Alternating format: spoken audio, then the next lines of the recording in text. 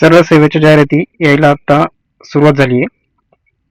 आज आदिवासी विकास विभागाअंतर्गत चौकीदार गट ड या पदाची जाहिरात आली. हे पद सरळ सेवेने भरले जाणार आहे आणि हा सरकारी जॉब आहे. हे काही टेम्पररी किंवा कॉन्ट्रॅक्च्युअल पद नाहीये, पूर्णपणे सरकारी जॉब आहे. हा याचं जे कामाचं स्वरूप असेल, कामाबद्दलची इन्फॉर्मेशन आपण थोड्या वेळाने बघूयाच, पण आता आपण थोडक्यात माहिती घेतोय.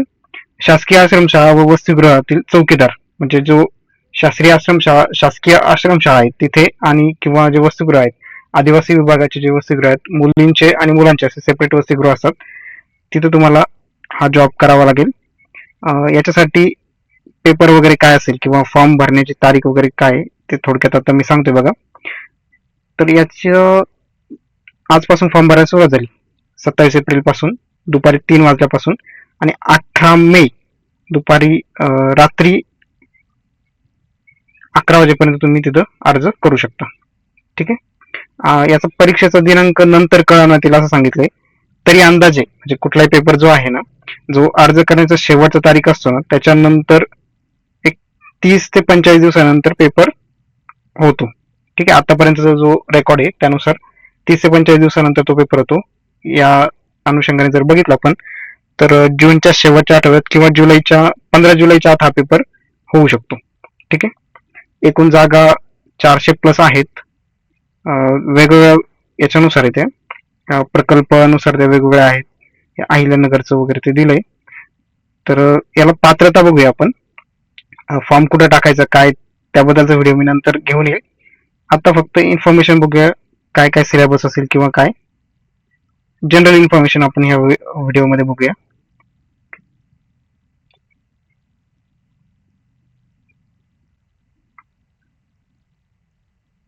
ठीक आहे. बघा, पात्रता आणि वेतन श्रेणी दिले. फक्त 10वी पास लागतं याला. 10वी पास असेल तर तुम्ही हा फॉर्म भरू शकता. आणि जे वेतन श्रेणी ते S1 म्हणजे 15,000 हे बेसिक आहे. नंतर ते हळूहळू वाढत जातं. ते वाढत जाऊन बेसिक जे आहे ते 47,600 पर्यंत जाणार आहे. पण आता सुरुवातीला जेव्हा जॉईन व्हाल त्यावेळेस तुमचं 15,000 हे बेसिक राहणार आहे. बेसिक वरती तुम्हाला डिअरनेस अलाउन्स म्हणजे महागाई भत्ता मिळतो, जो सध्या 58% आहे. ठीक आहे. जे 15,000चे 58%, 15,000 जे आहेत त्याच्या 58% तुम्हाला डीए मिळणार. म्हणजे 15,000 प्लस 58%चा डीए. त्यानंतर HRA असतो.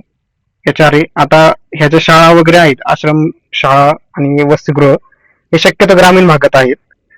त्यामुळे तिथं 10% तुम्हाला HRA मिळणार. शहरात असेल तर 20% आणि मेट्रो सिटी असेल तर त्या ठिकाणी 30% आहे. पण शक्यतो ह्या आश्रमशाळा वगैरे ह्या दुर्गम भागात किंवा ग्रामीण भागातच आहे, त्यामुळे ते 10% तुम्हाला HRA मिळणार. नंतर टीए पण मिळतो, ट्रॅव्हलिंग अलाउन्स, जो समथिंग 900च्या आसपास आहे. ठीक आहे.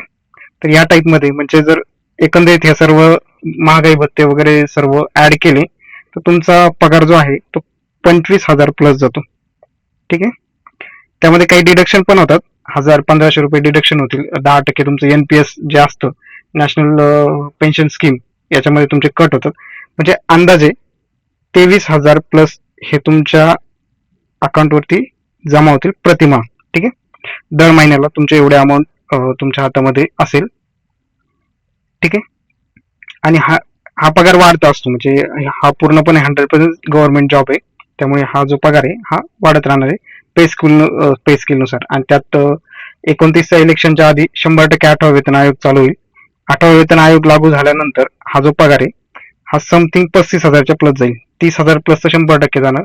32 ते 35च्या दरम्यान तुम्हाला अंदाजे 8वा वेतन आयोग लागू झाल्यावरती पगार मिळणार. ठीक आहे. याच ओके.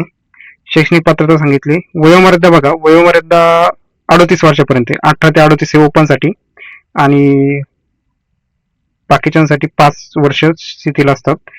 सिलेबस बघा, सिलेबस मध्ये म्हणजे त्यांनी काही डिटेल सिलेबस नाही दिलेला, आपण डिटेल सिलेबसची मागणी करूया. हा पेपर काही IBPS किंवा TCS मला वाटत नाही, कारण की जर वेबसाईट जर बघितली फॉर्म भरताना तर तो काहीतरी वेगळा इंटरफेस आहे. तर कंपनीची माहिती घेऊन मी तुम्हाला नंतर कळवेल. बघा, मराठी प्रत्येक विषयाला 2 मार्क आहे. तर म्हणजे 50 गुणांचा पेपर आहे. तर 25 प्रश्न मराठीचे असणार, इंग्लिश 25 50 गुण, सामान्य ज्ञान 25 50 गुण आणि बौद्धिक चाचणी 25 प्रश्न 50 गुण. या टाईपमध्ये 120 मिनिटांचा वेळ म्हणजे 2 तासाचा वेळ असणार तुमच्याकडे. ऑनलाईन पेपर होणार, कम्प्युटर बेस्ड एक्झाम असेल ही. ठीक आहे, 120 मिनिटं तुम्हाला वेळ असेल. तर फॉर्म भरण्यासाठी फी जरा जास्तच आहे. जर ओपन कॅटेगरीचा असेल तर 1000 रुपये आणि जर इतर कॅटेगरी असेल तर 900 रुपये. मागासवर्गीय वगैरे, अनाथ, दिव्यांग, EWS वगैरे असेल तर तुम्हाला 900 रुपये. माजी सैनिक, दिव्यांग यांना परीक्षा शुल्क नाहीये आणि परीक्षा शुल्क ना परतावा वगैरे या टाईप अटी दिलेल्या आहेत. ठीक आहे, तर अर्ज भरण्याची प्रोसेस वगैरे जी आहे ना ती तुम्हाला उद्या एक अर्ज मी ऑनलाईन भरून दाखवेल, त्यानुसार तुम्ही तो भरू शकता. तारीख लक्षात ठेवा, 27 म्हणजे आजपासून सुरू झालंय आणि शेवटची तारीख लवकरात लवकर फॉर्म भरणं. शेवटच्या तारखेचा वेट करू नका, म्हणजे जेणेकरून तुम्हाला जे पसंतीचं सेंटर आहे म्हणजे जवळचं सेंटर ते तुम्हाला मिळेल. उशिरा फॉर्म भरला तर तुम्हाला पेपरसाठी लांब जावं लागेल, ट्रॅव्हलिंग वगैरे या गोष्टी होतात. आणखी काय इन्फॉर्मेशन आहे? जर काही इन्फॉर्मेशन असेल तर मी एक्स्ट्रा ती दुसऱ्या व्हिडिओमध्ये सांगेल. आता फॉर्म कसा भरायचा काय त्याची डिटेल इन्फॉर्मेशन तुम्हाला नंतरच्या व्हिडिओमध्ये सांगेल. आता कामाचं स्वरूप आपण बघूया. ठीक आहे, कामाचं स्वरूप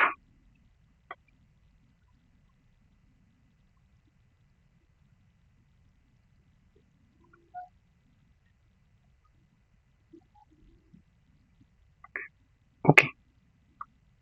तर बघा तुमच्यासमोर PDF ओपन झाली, त्याच्यामध्ये पहारेकरी वॉचमन. आता बघा मला चौकीदार हे पदाचं दिसलं नाही आणि पहारेकरी वॉचमन असं दिलंय, त्याच्यामुळे हे जवळपास सारखंच काम असेल. तर ठीक आहे, बघा काय कामाचं स्वरूप काय दिलंय. पहारेकरी हे प्राथमिक आश्रमशाळा विभागाचे मंजूर असले तरी त्याने आवारातील प्राथमिक माध्यमिक आश्रमशाळेच्या इमारती, आवार, कंपाऊंड तसेच दोन्ही शाळेतील सर्व प्रकारचे साहित्य, शालेय दप्तर, रजिस्टरे व कागदपत्रे आणि इतर बाबींचे दिवसा व रात्री संरक्षण करण्यास जबाबदार राहील. ठीक आहे, दिवसा आणि रात्री म्हणजे नाईट शिफ्ट पण तुम्हाला असेल. शक्यतो लेडीजला नाईट शिफ्ट देणार नाही ते, पण जेंट्ससाठी नाईट शिफ्ट असणार आहे. प्राथमिक माध्यमिक शाळेतील विशेषतः निवासी मुला मुलींचे संरक्षणास जबाबदार राहील. संध्याकाळचे 7 वाजेपासून ते सकाळचे 7 वाजेपर्यंत मुलींच्या वसतिगृहात कोणत्याही इसमास व मोठ्या वर्गातील मुलांना प्रवेश देणार नाही. ठीक आहे, तर ही जबाबदारी तुमच्यावरती असणार आहे. ठीक आहे, म्हणजे जे मुलींचं वसतिगृह आहे तर संध्याकाळी 7 नंतर ते सकाळी 7 पर्यंत मुलींच्या वसतिगृहात दुसऱ्या कोणत्याही इसमास आणि जे मोठ्या वर्गातील मुलं यांना प्रवेश दिला जाणार नाही, त्याची सर्व जबाबदारी तुमच्यावरती असणार आहे. रात्रीच्या वेळी वसतिगृहातील मुला मुलींना अधीक्षक व मुख्याध्यापकांच्या परवानगीशिवाय शाळेच्या आवाराबाहेर जाऊ दिले जाणार नाही. ठीक आहे, म्हणजे मुलांवरती प्रॉपर लक्ष, मुलांच्या याच्यासाठी सिक्युरिटीसाठी तुमची नेमणूक असणार आहे तिथं. त्याचबरोबर जे साहित्य आहे शाळेचं त्याचं पण संरक्षणाची जबाबदारी तुमच्यावरती असणार आहे.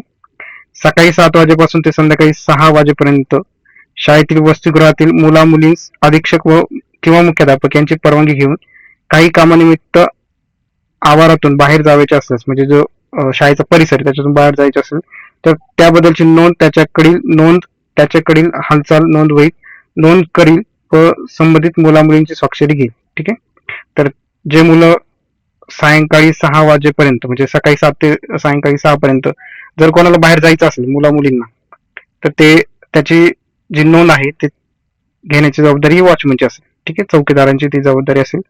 शाळेच्या आवारातील कोणतेही साहित्य अधीक्षक मुख्याध्यापक यांच्या परवानगीशिवाय आवाराच्या बाहेर जाऊ देण्यास मज्जाव करील व साहित्य परवानगीने बाहेर गेले असेल त्याची नोंदवहीत नोंद ठेवली जाईल. ठीक आहे, कुठलंही साहित्य शाळेच्या आवाराच्या बाहेर मुख्याध्यापकाच्या परवानगीशिवाय ते बाहेर जाऊ देणार नाही आणि जर परवानगी असेल आणि ते नेलं असेल तर त्याची नोंद त्यांच्याकडे ठेवावी लागेल.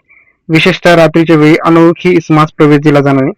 समजा अनोळखी इसम आवारास आल्यास ताबडतोब मदतीसाठी आवाज देऊन मुख्याध्यापक व अधीक्षक यांना कळवी. ठीक आहे, तर शाळेच्या आवारात विशेषतः रात्रीच्या वेळी अनोळखी इसमास परवानगी नसणार आहे.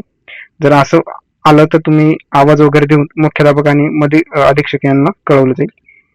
ठीक आहे, आणि 1 ते 5 जे नियम आहे त्याच्या व्यतिरिक्त अधीक्षक जी इतर कामं सांगतील ते काम करण्याची जबाबदारी त्यांच्यावरती असेल. तर ह्या टाईपमध्ये ही जबाबदारी आहे वॉचमनची. ऑफिशियल डॉक्युमेंट आहे. ऑफिशियल डॉक्युमेंटवरनं हे कामं मी घेतलेले आहेत. 6 कामं आहेत. बघा तुम्हाला दाखवतो मी होम पेज त्याचं. तर ही PDF हे ऑफिशियल PDF आहे. ठीक आहे.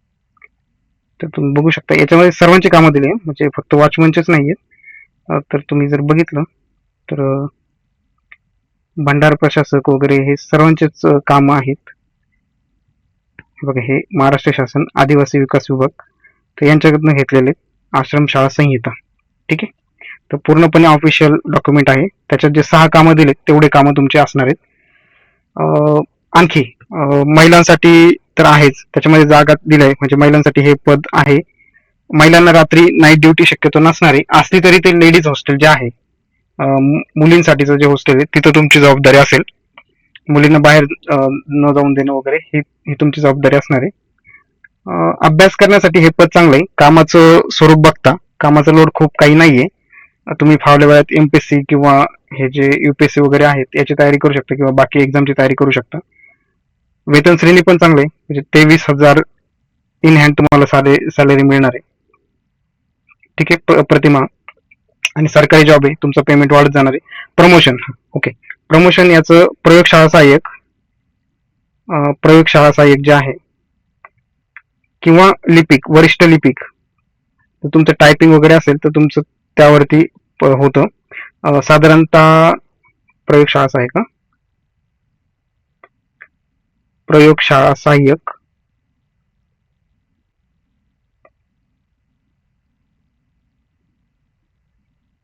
आणि जर तुमचं टायपिंग असेल तर वरिष्ठ लिपिक या पदावरती तुमचं प्रमोशन होतं.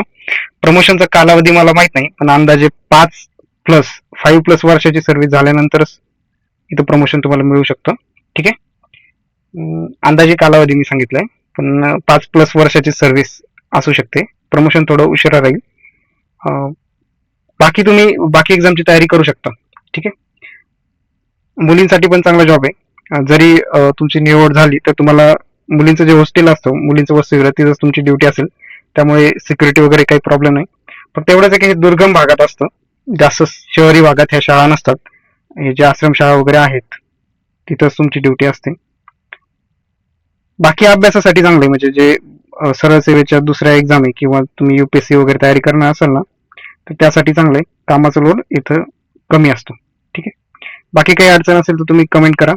अभ्यास वगैरे कसा करायचा, काय आहे सिलेबस, डिटेल सिलेबस आता आपण बघितलं. 4च विषय, मराठी, इंग्लिश, बुद्धिमत्ता आणि सामान्य ज्ञान, याच्याबद्दलचा व्हिडिओ आणि फॉर्म कसा भरायचा किंवा कुठल्या भागात तुम्ही अप्लाय करायला पाहिजे याचा व्हिडिओ मी उद्या आणि परवा घेऊन येईल. 2 दिवसात तुम्हाला प्रॉपर व्हिडिओ त्याच्यात टाकून देईल. आणि पाहिजे असेल तर याचा रिलेटेड कोर्सही तयार करू. ओके. काय अडचण असेल याच्या व्यतिरिक्त तर तुम्ही कमेंट करून कळवू शकता. नवीन असाल तर चॅनलवरती सबस्क्राईब करून ठेवा.